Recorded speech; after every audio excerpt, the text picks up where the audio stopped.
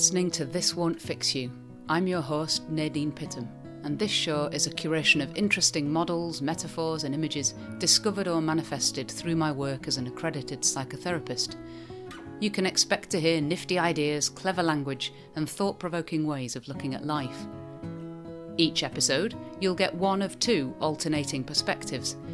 First, a conversation which introduces and discusses the theory or idea, and we call this the A side, and then the B side, which, while not therapy, is a deeper exploration of that theory or idea from a more therapeutic standpoint.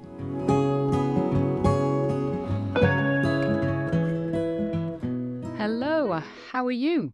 I hope all is well. I hope you've had a good week so far. And I hope you enjoyed the last episode with Meg. I appreciate that was a long time ago when I uploaded that episode, and it's been a while for this B-side to come. I've had a lot of new people coming and settling into my practice, and as I say on my website, it's important that I prioritise the work with them over the podcast. So I hope that you've been happy finding other podcasts to enjoy during the time that I've been offline. But here we are with the B-side for prioritising yourself or the relationship, and the part of the idea that I'm going to pick up on is something that Meg and I talked about related to how relationships are a kind of dynamic, ever-shifting thing. So let me start with the key idea that's going to run through this episode, and it's only a short episode, this one, and this is the thing. This is the point I want to make in this episode, and that is that everybody's behaviour makes sense, always. That means that your behaviour, everything that you've done, everything that you're going to do, it all makes sense. But of course, it also means that everybody else's behaviour always makes sense too. But of course, that's all a little bit more difficult to accept, isn't it? We can see maybe on the inside why we make decisions that we make, why we do things that we do, but we are less accepting of other people's internal motives. And actually, if you think about it, we've known this since we were kids watching Scooby-Doo on a Saturday morning. You know, the bit where they reveal the culprit and they whip the rubber mask off the criminal's face, and the criminal always says, and I would have got away with it if it wasn't for you pesky kids. But before that, there's always an explanation of why the crime was committed. In fact, this happens in police investigations too, that police investigations are scuppered if they can't find a motive, because everybody's behaviour makes sense. So we look for the motive, we look for the reason why people did things. At least we do that in our TV shows, but we don't necessarily do it in life. And if we're thinking about our friends or family members or partners, then it can be helpful to kind of imagine that there'll be a reason. There will be a very good reason why they've done the thing they've done, even if it's hurtful. So that's kind of what we're going to explore a little bit today. And so if you've ever bitched or gossiped about somebody else, then this episode is for you. So if you've ever felt angry with somebody in your life, and especially if you then went on to somebody else to talk about that anger, then this episode is for you. Because the thing that I want to pick up on that Meg and I talked about was the idea of relating to one another in a dynamic way. That the relationship between two people is a dynamic, ever-shifting thing. Relationships are not something that we can just set up and get right, and that they'll stay the same forever. Life happens, shit happens, and we have to navigate and negotiate. And it's like the relationship itself is alive. I remember Meg talking about that. I thought she was really eloquent in how she spoke about that. The relationships are alive, and it's how we relate to the relationship that makes that relationship work or not. Does that make sense? It's how we relate to the relationship that makes it work or not. So if we are in a relationship with a friend, and if we're looking for a certain reaction in our friends that's familiar or similar to ours, then we're simply looking for people who have similar histories and similar perspectives to us. That means we're not really looking for our friend, nor are we looking for greater understanding of our friend. We're simply looking for somebody who is the same as us. And I don't think that's a relationship. I don't know, it's not maybe a dictatorship. Maybe it's a cult. Because in a cult, people are told how they need to react to things. And our friends, indeed anybody in our lives, they should be free to make their own choices and to react to things in a way that feels true to them. And so we shouldn't be able to predict necessarily how somebody else is going to behave or respond. So like I say, everybody's behaviour makes sense. And if you don't like somebody's reaction, then don't bitch about it to your mates. ask the person about their reaction, and you'll find that this curiosity bonds you both and it resolves things a little faster. You'll end up understanding your friend or your partner or your family member so much more if you can swallow your expectation of how they should have responded based on your own parameters and your own standards, and instead ask them why they behaved as they did, and then eventually you'll get to a truth. And maybe that will be hard to do because sometimes people react like they do out of fear. And that's a little harder to get to the root of because people notoriously don't want to open up when they're feeling frightened. I'm also a couples therapist, and one of the key things that I learned in my training is that sometimes each person in the couple is speaking for themselves, and the therapist's role is often in the position of having to speak for the relationship. Does that make sense? So you've got each individual person in the couple or the relationship, because it's not always like an intimate couple in relationship therapy. But each of the people speaks for themselves, and sometimes they forget that there is a relationship that needs attention, needs feeding. So often people in relationships get so fixated on who's right or wrong that they forget to pay attention to the impact their behaviour is having on the relationship. And both people in that relationship have to balance the consistently changing dynamic of looking after themselves and looking after their relationship. We can't neglect either of those. We can't neglect ourselves in favour of the relationship, and we can't neglect the relationship in favour of ourselves, at least not exclusively. There has to be some give and take.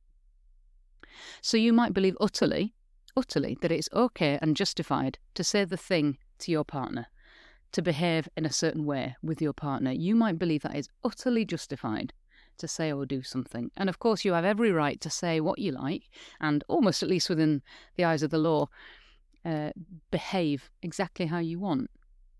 But if you want a relationship, then that requires negotiation, because if your partner or your friend or whoever, if your partner finds that the thing that you said or did, if they find that difficult to digest and assimilate into your dynamic, then you have to decide, is this something that is a non-negotiable for me, or am I prepared to compromise or try to be different for the benefit of the relationship?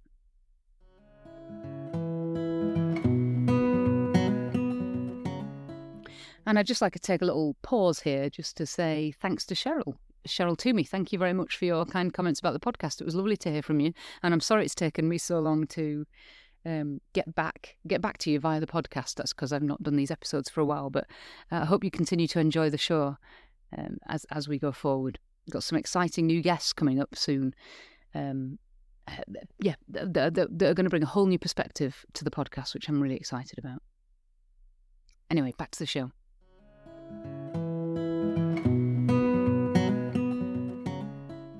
In an ideal world, when a rupture arises in a relationship, we notice the rupture. We articulate it, and then we each share as much as we can about our perspective, about why or how we got our wires crossed with the person. And basically, the ideal is that we express our perspective, the other person expresses their perspective, and then after that, we both understand each other better, and we can all get along again. But because most of us don't want to hurt one another, and let's not forget that even those of us who do will be doing it for a reason that makes sense. So even if we do want to hurt somebody, there will be a reason, like I say, and it will be some sort of fear. Most people, even if we take something extreme like murder, then they're doing it because they're frightened. There'll be some sort of fear in there somewhere. People on the whole don't want to hurt one another, but if their fear is greater than their desire to not hurt somebody, then they will hurt them. Like I say, everybody's behaviour makes sense. So if our partner says something stroppy or snaps at us or says something clumsy, if we can understand where that person was coming from, it might take away the offence and enable a repair to take place. And repair is absolutely imperative in relationships. If we never learn to repair with our partners, or indeed anybody, if we never learn to repair, then we never build the trust that repair is ever possible. And so we never, and a lot of families never model how to repair. And so if we're never going to repair those ruptures, then they remain kind of live and impacting the relationship as it goes forward. Too often it doesn't happen. People don't repair And often we encounter a problem and somebody behaves or speaks in a way that doesn't align with our perspectives, and then we blame them or shout at them, or worse still, bitch or gossip about them to our friends because they haven't behaved in a way that we expect them to. And none of that is ever going to change the relationship. The bitching or gossiping is you expecting other people to know that you're upset with them without actually telling them you're upset with them. And of course, people aren't mind readers. We expect people to know why we've behaved in the way that we have, but of course they don't, because they see our behaviour through their own lens, just as we do when we look at their behaviour. Well, I would never do that, therefore that's a shitty thing to do. So let me give an example. A nice and easy and simple example, hopefully not one that's going to offend anybody who's listening. So let's say every time that I call my best friend, she puts me on speakerphone, and her partner joins in the conversation from the other side of the room.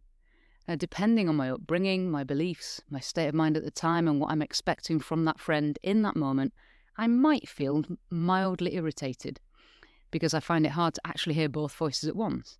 Or I might feel really angry because I'm not being prioritised in the call. And at this point, I have several options. At the top of the tree is one decision.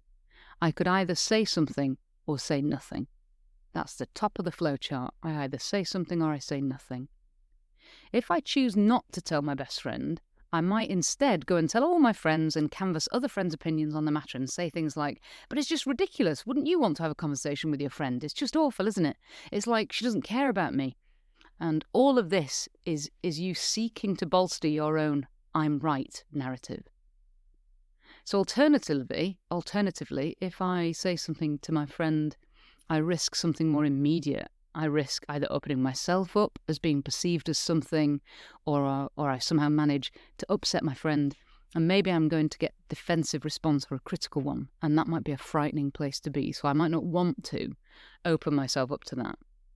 And let's look at all the things that could be going on in your mind at this point, based on your experiences and your beliefs. I say all the things. Let's look at some of the things that might be going on in your mind. So let's say this happened to me if I had something I really wanted to talk about. Maybe I'd had a bad day and I wanted my friend to really listen to me at that point in the phone call.